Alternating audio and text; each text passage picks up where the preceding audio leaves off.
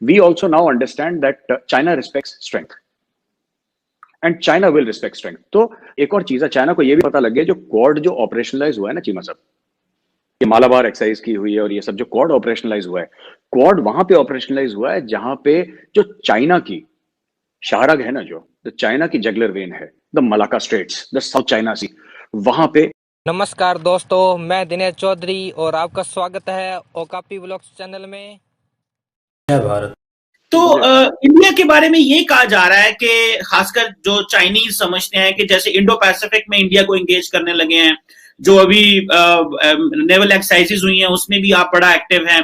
तो क्या इंडिया को ये रियलाइजेशन है आपके पॉलिसी डिस्कोर्स में कि हम जो पढ़ रहे हैं वो तो ये है कि जी शायद अमेरिका जो है वो इंडिया को as a junior military partner ले रहा है, one second, just to prop up it against China, ये एक चीज चल रही है। मतलब ये डिस्कशन में आ रही है गो के बहुत सारे लोग ये भी समझते हैं कि इंडिया के लिए बहुत अच्छा है क्योंकि बहुत ज्यादा टेक्नोलॉजी आएगी, उस तरह की लायबिलिटी भी नहीं है जो हमारे लिए थी अगर आप इंगेज होते हैं। So how do you read this major साहब?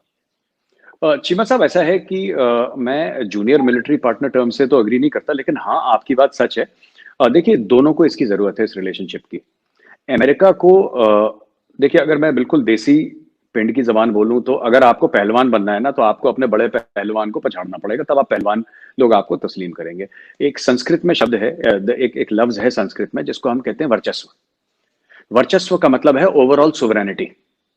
This sovereignty cannot be traded, it has to be taken.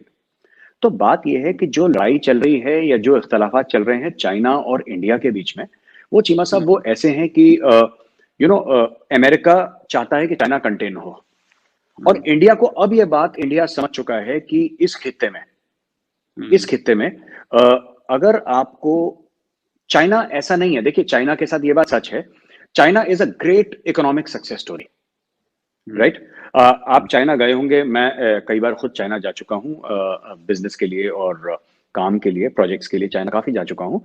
और ये जो इकोनॉमिक मेरेकल है चाइना का, it comes at a cost. एक कॉस्ट है उसकी। और कॉस्ट ये है कि चाइनीज पीपल को, उनको लोगों ने बोला है कि जो गवर्नमेंट ने बोला है कि हम आपको इकोनॉमिक, जिसको कहते हैं आपकी जेब में हम डॉलर डालेंगे, और आपको कुछ ना कुछ अपनी आजादी से बाय बाय कहना पड़ेगा। तो जैसे चाइना में सोशल मीडिया नहीं चलता, आप खुल के अपनी बात नहीं कर सकते, वो ठीक है, उस मुल्क का निजाम है, we should not say anything, हमारा बनता भी नहीं है कुछ बोलना। लेकिन चीमा साहब, ये बात भी सच है कि चाइना रहने नहीं देगा किसी को इस तरीके से। तो सिर्फ हमसे नहीं है चाइना की प्रॉब्लम, चाइना के 22 मुल्कों के साथ बॉर्डर डिस्प्यूट है, जबकि बॉर्डर उसका सिर्फ 14 मुल्कों के साथ है। तो अगर हमारा पाकिस्तान का और पाकिस्तान हमारा बॉर्डर डिस्प्यूट चलता है, तो मुझे बात समझ में आती है, हम दोनों का बॉर्डर मिलता है, राइट।